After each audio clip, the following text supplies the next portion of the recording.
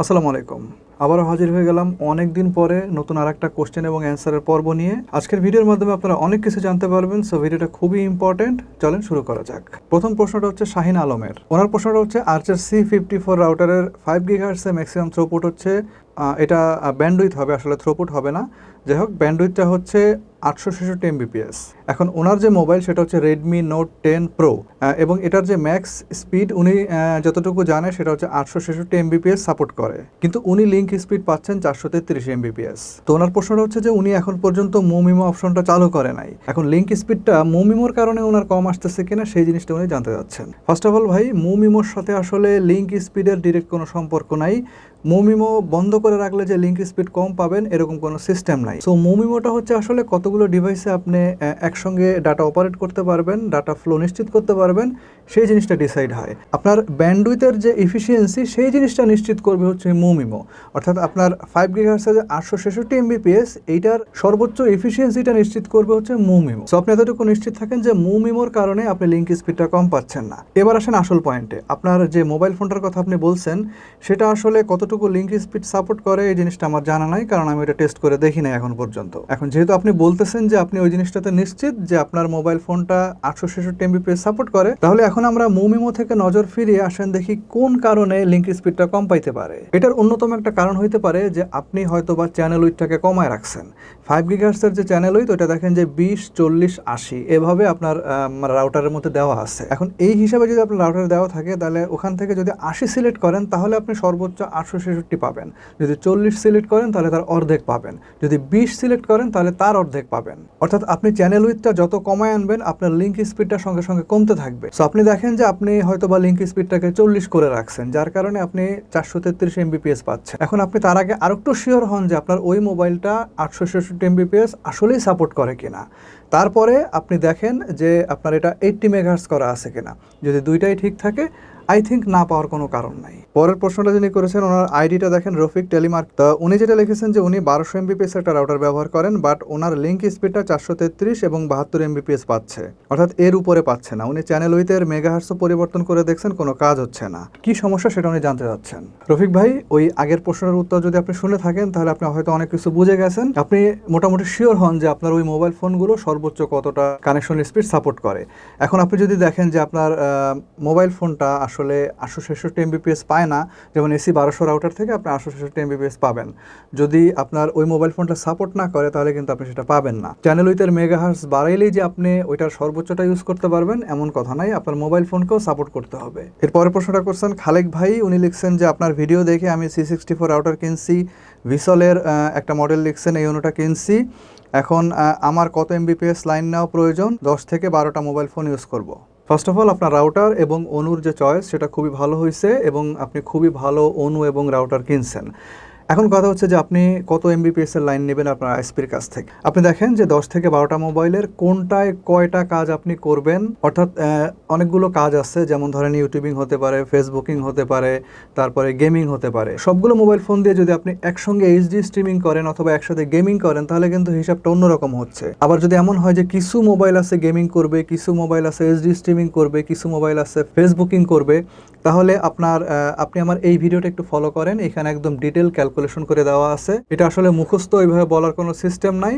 আপনি কোন মোবাইলে কয়টা মোবাইল দিয়ে কী কী কাজ করতেছেন সেই কাজের প্রত্যেকটা কাজের আলাদা আলাদা মেরিট আছে এবং প্রত্যেকটা কাজের জন্য আলাদা আলাদা ব্যান্ডউইথ লাগে। তো আপনি যদি সবগুলো কাজ একসাথে করেন সেই হিসাব করে মোটামুটি আপনি একটা ব্যান্ডউইথ নেবেন তাহলে হবে। তবে আমার ধারণা আপনার যে কন্ডিশন তাতে অন অ্যান অ্যাভারেজ আপনি যদি 20 Mbps এর একটা লাইন নেন বা ধরেন অ্যাটলিস্ট 15 Mbps এর যদি একটা লাইন নেন আই থিঙ্ক হয়ে যাবে। এরপরের প্রশ্নটা হচ্ছে তানবির আহমেদের। উনি লিখছেন যে ভাইয়া টিজে বক্সের পরিবর্তে বোতল ব্যবহার করা হয়, বৃষ্টির পানি যদি বোতলের ভিতরে দীর্ঘদিন আটকে থাকে তাহলে লেজারে কোনো সমস্যা হবে কি না? ডেফিনেটলি সমস্যা হবে, কারণ টিজে বক্সের বদলে আসলে বোতল ইউজ করার কোনো সিস্টেম নাই। এক হচ্ছে ওটা একটা বোতল, ওটার মধ্যে আসলে কোনোভাবেই আপনার মানে ফাইবার যে সুন্দর করে রাউন্ড করে যে মানে পেঁচাইতে হয়, তার যে একটা রেডিয়াস মেনটেন করতে হয়, ওই জিনিসটা কি বোতলে মেনটেন করা সম্ভব? কখনো সম্ভব না।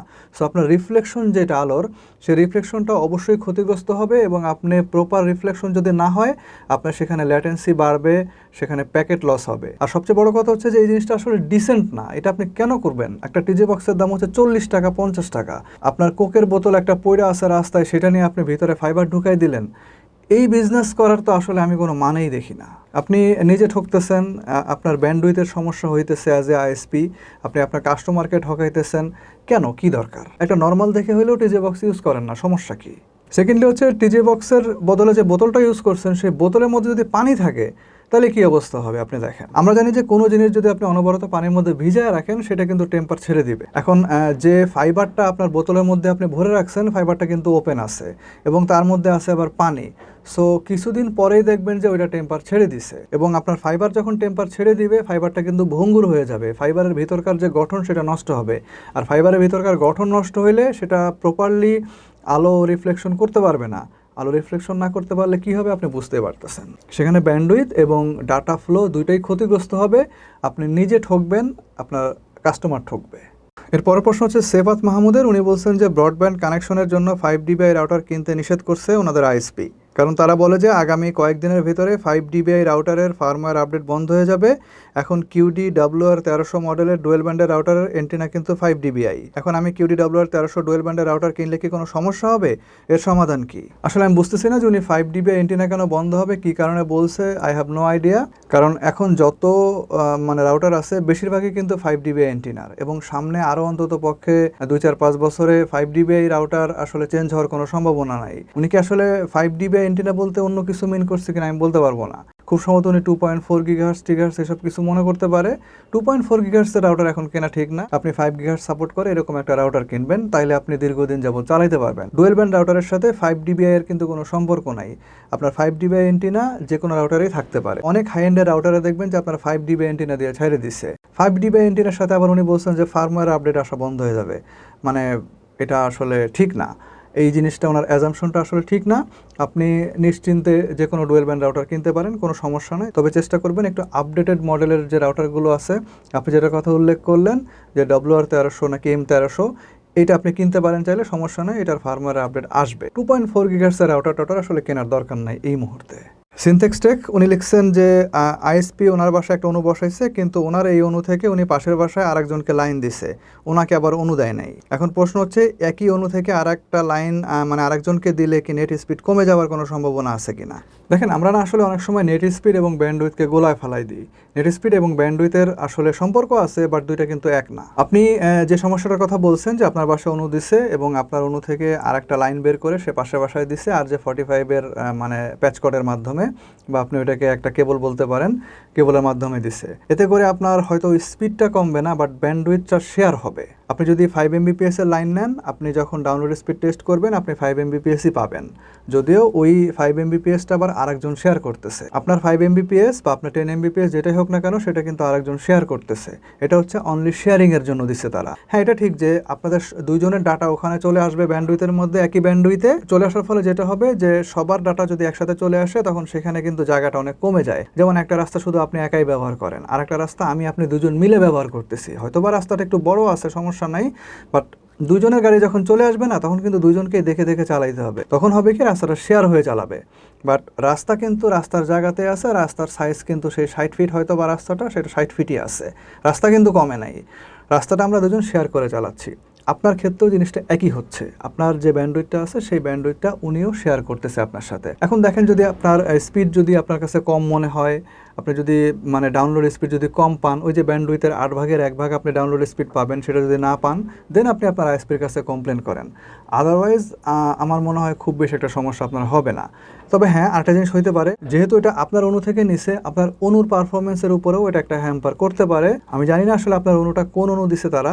যদি হাই এন্ডের অনু হয় তাহলে কোনো সমস্যা নাই, বাট একদম যদি ওই যে ল্যাবরা স্যাবরা কিছু অনু আছে ওগুলো যদি দেয়, তাহলে ডেফিনেটলি আপনার স্পিডের উপরে সেটা একটা ব্যাড ইম্প্যাক্ট ফেলাবে। হয়তো বা তার বাসায় অনেকগুলো ডিভাইস আছে, সবগুলো ডিভাইসের ডাটা ওই ব্যান্ডউইথে আসবে, তখন আপনি হয়তো বা স্পিডের একটা ঘাটতি দেখতে পারেন। তারপরেও যদি সমস্যা ফেস করেন, আপনি আপনার আইএসপির সঙ্গে কন্ট্যাক্ট করেন। তো ভিউয়ার্স, এই পর্যন্ত ভিডিও লম্বা করতে পারতেছি না। প্রত্যেকবারই ট্রাই করি, প্রত্যেক সপ্তাহে ট্রাই করি একটা করে ভিডিও করার জন্য, আসলে সম্ভব হয় না। তো এখন থেকে রেগুলার বেসিসে ট্রাই করব। দেখি, ট্রাই করতে তো আসলে দোষের কিছু নাই, ট্রাই করব। প্রত্যেক সপ্তাহে যদি নাও পারি, অন্তত পক্ষে 2 সপ্তাহে একটা দেওয়ার চেষ্টা করব। তো আপনারা বেশি বেশি করে কমেন্ট করেন ভিডিওর মধ্যে। কমেন্ট করলে আসলে হয় কি, আমি জিনিসগুলো বুঝতে পারি যে আপনারা কি সমস্যা ফেস করতেছেন, কি নিয়ে আসলে কোন টপিক্সে কথা বলা উচিত। আপনারাই কিন্তু আমাকে কমেন্টের মাধ্যমে টপিক্স ধরাই দেন। সো যার জন্য আপনাদেরকে অসংখ্য ধন্যবাদ, এবং আজকের ভিডিওটা এখানে শেষ করে দিচ্ছি। সবাই ভালো থাকবেন। আল্লাহ হাফেজ।